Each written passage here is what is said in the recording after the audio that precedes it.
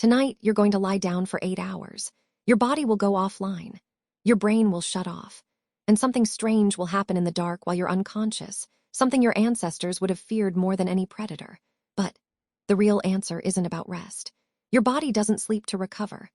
It sleeps because something else is happening underneath, something that almost killed you at least twice in the last century, and something that may still be happening right now while you read this. Here's what you already know. You feel tired. You close your eyes. You wake up feeling better. Simple. Right. Wrong. Sleep is not a single thing. It's not one process your body runs like a screensaver. It is a takeover. Every night your brain systematically dismantles the day, rewriting memories, flushing toxins, and then flipping the switch on something even more dangerous. The first clue came from a man named Nathaniel Kleitman and his son Bruce. In the 1950s, they volunteered to live in a cave. No sunlight, no clocks, no time, just them in the dark for 2 weeks. They expected to find a clean, steady rhythm inside the human body. What they found instead shocked them. Their sleep didn't run in one long block. It cycled. 4 or 5 times per night, their brain would flicker between 2 completely different states. One where their eyes darted rapidly under closed lids, and one where their bodies went completely limp. They called them REM and non-REM. But the real discovery wasn't the names. It was what happened inside each one.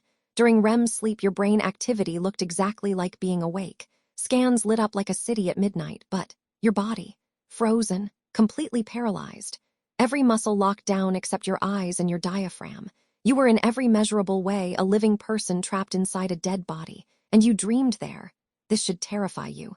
Your body can't move. Your brain is running at full speed, and somewhere inside that chaotic electrical storm, you're experiencing full-volume hallucinations with no way to know they aren't real. Every night, without exception. Then came the second shock. In the early 2000s, a researcher named Maiken Nedergaard was studying how the brain clears waste. She was looking at cerebrospinal fluid, the liquid that bathes your brain, and noticed something impossible. When the mice she was watching fell asleep, the spaces between their brain cells literally expanded. By up to 60%, the fluid rushed in, faster, deeper, and it carried away proteins that had accumulated during wakefulness, toxic byproducts that build up when neurons fire all day long. One of them is beta-amyloid, the same protein found in the brains of Alzheimer's patients. Your brain has a garbage truck, and it only runs at night. But here's the part nobody tells you. In 2013, a team at the University of Rochester found that this cleaning system doesn't just run in a cycle, it escalates. The deeper you sleep, the more efficient it becomes. In the first hour, your brain clears a small amount of waste. By the 4th hour, the flow has tripled. The garbage truck doesn't just show up, it brings a bigger truck. And if you don't reach deep sleep, the system barely turns on. This should reframe everything you think you know about sleep. You're not recharging a battery. You're running a sanitation cycle that your brain built over millions of years specifically to keep you alive. Miss it, and the toxic byproducts start accumulating. Not gradually, compounding, night after night. But sleep didn't evolve just to clean house. In the 1980s, a scientist named Mark Walker did something that changed how we understand dreaming. He recorded the brain waves of people as they slept, then woke them at precise moments and asked what they were thinking. The results were systematic. During non-REM sleep, people reported thoughts, practical, everyday concerns, fragments of the day rearranged and replayed. During REM sleep, almost nothing practical at all. Instead, they reported emotions. Vivid, intense, emotional scenes with no clear narrative. Your brain, every single night, takes the emotional charge out of your memories. It strips the fear from the nightmare, the grief from the loss, the anxiety from the argument you can't stop replaying. It files the memory away and removes the sting. You think you're resting. You're actually undergoing emotional surgery. And this is where it gets stranger still. In 2020, researchers at Columbia University published a study that flipped everything upside down. They monitored hundreds of people over several years, tracking sleep quality and cognitive decline. The result was clear. Poor sleep predicted memory problems, but then they looked deeper at the data at who actually developed dementia. The strongest predictor wasn't how much you slept. It was the ratio of deep sleep to REM sleep. People who got enough total hours but skewed heavily toward one type and away from the other showed significantly worse outcomes. Your brain doesn't want balance. It wants both. It needs the deep cleaning and the emotional surgery in the same night. Remove either, and the whole system falters. This means your alarm clock isn't just stealing rest. It's stealing the specific phase your brain needs most, and you have no way of knowing which one that is.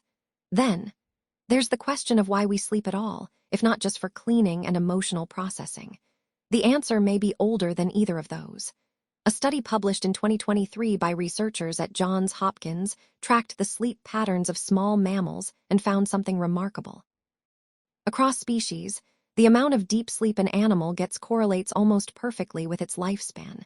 Elephants sleep less deeply than mice, but they live longer, not because of deep sleep alone, but because the total architecture of their sleep protects them differently. The pattern matters more than the duration, and in humans, the evidence is even starker. A massive study from the University of Oxford, published in 2024, followed over 8,000 people across 2 decades. The result wasn't about 8 hours versus 7. It was about consistency. People whose sleep timing varied by more than an hour from night to night had a 40% higher risk of cardiovascular disease, even if they slept the same total number of hours. Your body doesn't just need sleep. It needs sleep on schedule, every single night.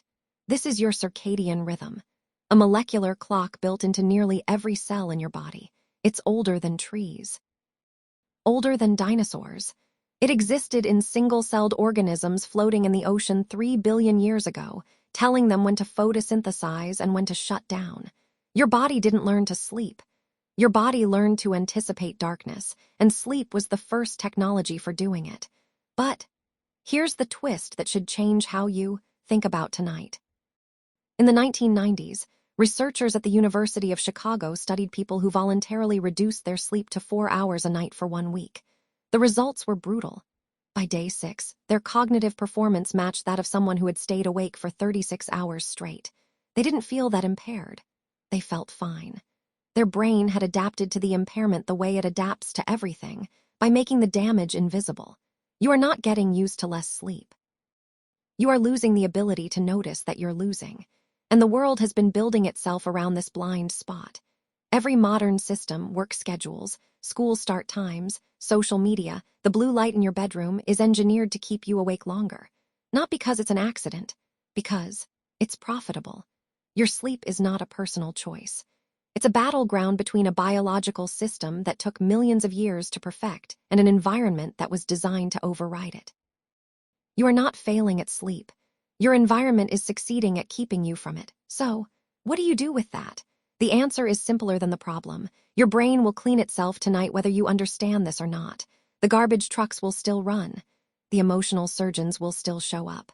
But they work best when you give them the full cycle, deep sleep first, REM later, repeating 4 or 5 times in an unbroken chain. That's why the last hour before bed matters more than the first. That's when your brain begins its final, most important pass through the cleaning cycle, and anything that interrupts it, screens, stress, caffeine, doesn't just delay sleep. It degrades the quality of the work your brain is trying to do. You're not lying down to rest. You're lying down to survive. And tomorrow night, when you flip off the light, remember, for 99.9% of human history, darkness meant danger.